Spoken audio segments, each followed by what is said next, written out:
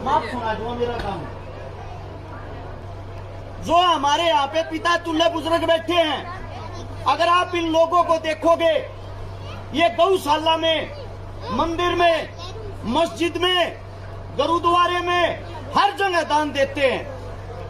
लेकिन इस देश की जो सच्चाई है, जो हकीकत है, अगर कोई सबसे बड़ा मंदिर है, अगर कोई आप लोगों को शिक्षा देता है, जागरूक करता है, रोजगार देता है, सबसे बड़ा मंदिर स्कूल है, जिससे आप लोग शिक्षा ग्रहण करते हो, पढ़ते हो, अपना जीवन बढ़ाते हो, अपने माता पिता का जीवन बढ़ाते हो। मैंने उस गरीबी से पढ़ा, मैंने अपने बड़ों से शिक्षा ली। मेरे साथ में खड़ा मेरा बड़ा भाई, जिनका नाम है दम्मल फौजी पीपली।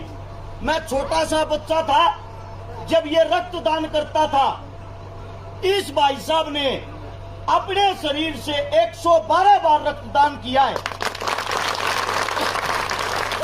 और हिंदुस्तान के अंदर टीम बना के कई लाख लोगों को खून देके उनकी जान बचाई है। इन्हीं को देखते हुए जब हमने ये देखा, हमने ये जाना कि जो असलियत में शिक्षा का महत्व है, असलियत में जो शिक्षा ग्रहण कर लेगा वो कभी दूसरे इंसान को परेशान नहीं देखेगा।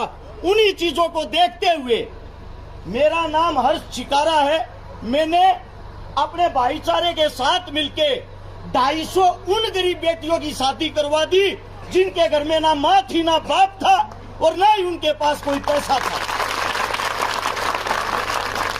मैं आज इस वक्त भी किराए के मकान में रहता हूँ। किराए के मकान में रहते हुए मैंने 1400 उन परिवारों को बसा दिया जिनके घर में पीने के लिए पानी का मटका तक नहीं था। 27.5 करोड़ रुपए की नगद मदद उन गरीब भाई बहनों की कर चुका हूँ जिनके पास कोई आस उम्मीद का साधन नहीं था। मैं आप सभी साथियों को बता दूं, मैं ये नहीं बता रहा आप लोगों को मैंने क्या किया है, मैं आप लोगों को ये बता रहा हूँ मेरे पास ना पढ़ने के लिए पैसा था, ना खाने के लिए पैसा था, लेकिन मैंने इस पढ़ाई को नहीं छोड़ा। आज भी मैं अभी इसी साल मैंने लॉ कंप्लीट की है, वकालत की पढ़ाई, आज भी मैं 4 घंटे हर रोज पढ़ता हूँ। उसी पढ़ाई के कारण मैं ये सब काम कर पाया हूँ। इसीलिए मेरे छोटे बच्चे, प्यारे बच्चों से, माताओं बहनों से और यहाँ जो मेरे पिता तुल्य बुजुर्ग बैठे हैं उनसे एक विनती है, जितना रुपया, जितना पैसा मंदिर में देते हो, मस्जिद में देते हो, गुरुद्वारे में देते हो, जिस दिन इतना पैसा आप इस विद्यालय में लगा दोगे, आपके ही बीच से कलेक्टर निकलेगा, आपके बीच का एसपी होगा, डीसी होगा, आईएएस होगा। अपने बच्चों को पढ़ाओ, क्योंकि माँ बाप, दादा दादी, कोई भी अगर किसी के लिए कमाता, अपनी संतान के लिए, अपने परिवार के लिए, मैं उस इंसान को इंसान नहीं मानता जो अपने बच्चों को शिक्षा नहीं दे सकता।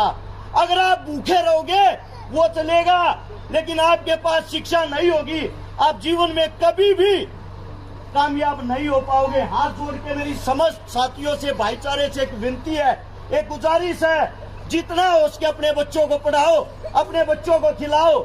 हम हरियाणा से आते हैं, अगर आप खेलों में देखोगे 80% मेडल हमारे हरियाणा की बेटियां ला रही हैं हिंदुस्तान के लिए, क्योंकि वो अपनी बेटियों को, अपनी बच्चियों को सपोर्ट करते हैं, सहारा देते हैं, खिलाते हैं, पिलाते हैं। हम अपनी जमीन बेचकर, जिसको हम माँ कहते हैं ना जमीन को, उस जमीन को बेचकर अपने बच्चों को पढ़ाते हैं, अपनी बेटियों को पढ़ाते हैं, इसीलिए हमारे मेडल आते हैं। और वहां से ताकतवर, वहां से जिंदा दिल इंसान मेरे प्यारे राजस्थान के हैं। जिस दिन आप अपने बच्चों पर ध्यान देना शुरू कर दोगे, सबसे ज्यादा मेडल, सबसे ज्यादा खेल कूद में, शिक्षा में आपके बच्चे होंगे। अब आप लोगों को तय करना है, आपने अपने बच्चों का भविष्य बनाना है या अपने बच्चों का भविष्य बिगाड़ना है। अगर मेरे मुख से कोई गलत शब्द निकला हो, कोई गलत बात निकली हो, उसके लिए हाथ जोड़ के क्षमा चाहता हूँ। सभी को राम राम, जय हिंद। धन्यवाद बहुत बहुत भाई साहब आपको।